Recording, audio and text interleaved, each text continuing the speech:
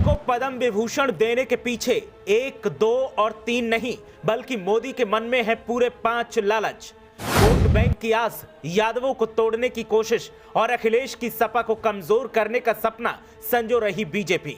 मुलायम के नाम के सहारे 2024 में फिर से सत्ता हथियाना चाहते हैं मोदी। पुरानी तारीफें और सर्वोच्च सम्मान का तड़का इसीलिए लगा रही बीजेपी। देखिए कौन कौन से वो 5 कारण हैं जिनकी वजह से नेताजी पर इतनी मेहरबान है बीजेपी। तारीख थी 13 फरवरी 2019 और जगह थी लोकसभा का सदन, जहां नेताजी मुलायम सिंह यादव ने पीएम मोदी को फिर से प्रधानमंत्री बनने का आशीर्वाद दिया था। वो दिन है कि आज का दिन पीएम मोदी नेताजी का आभार जताना नहीं भूलते। खुद मोदी मानते हैं कि सदन में नेताजी के आशीर्वाद का ही असर था कि 2019 में यूपी में बीजेपी ने बहुमत हासिल किया था। नेताजी को पद्म विभूषण देने का ऐलान क्या हुआ कि सियासी हित भी अब सामने आने लगे हैं और बीजेपी 2024 का रण नेताजी के नाम पर जीतने का सपना संजो रही। पद्म विभूषण का ऐलान भी इसी पहलू का एक हिस्सा है, ऐसा सियासी जानकारों का दावा है। इसीलिए 1, 2 नहीं बल्कि पूरे 5 कारण ऐसे हैं जिनकी वजह से बीजेपी ने नेताजी के नाम पर पद्म विभूषण सम्मान का ऐलान किया है। तो देर न करते हुए सीधे उन कारणों पर नजर डालते हैं जो बीजेपी साधने की कोशिश कर रही है। ओबीसी को खुश करने की कोशिश में बीजेपी। मुलायम सिंह यादव यूपी के मुख्यमंत्री के साथ ही यूपी में ओबीसी समाज के एक बड़े नेता माने जाते थे। बीजेपी की जीत में ओबीसी वोट बैंक का अहम योगदान है।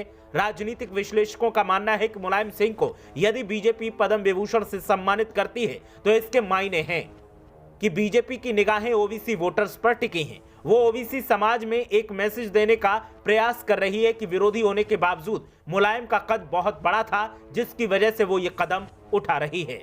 यादव वोट बैंक में भी संभावनाएं टटोल रही बीजेपी। ओबीसी के अलावा बीजेपी यूपी में 2024 के चुनाव से पहले यादव वोट बैंक में भी अपनी घुसपैठ करने के प्रयास में जुटी है।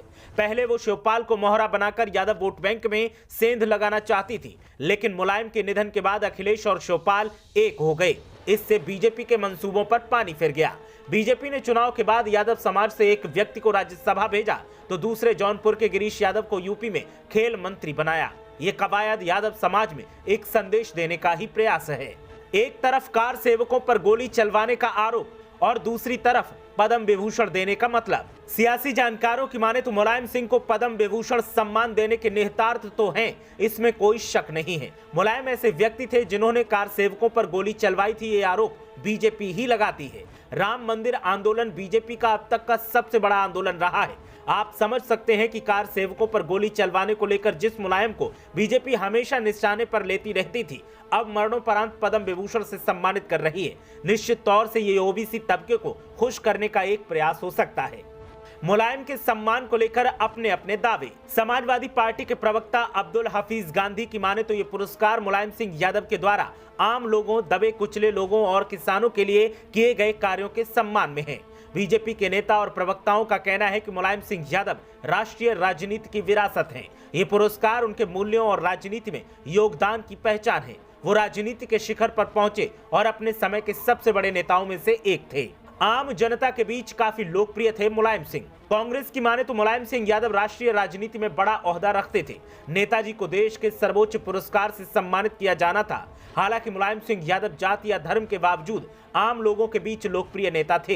ये पुरस्कार आम लोगों के उत्थान के लिए उनके काम की पहचान है। तो ये वो 5 कारण हैं जिनकी वजह से नेताजी को पद्म विभूषण दे रही है बीजेपी, जिसकी अलग अलग तरह से व्याख्याएं की जा रही हैं। देखना यह है कि इसका कितना सियासी फायदा बीजेपी को मिल पाता है, जैसा कि दावे किए जा रहे हैं, और क्या सपा के वोट बैंक पर इसका कुछ असर दिखाई देता है या नहीं, वो आने वाला वक्त बताएगा।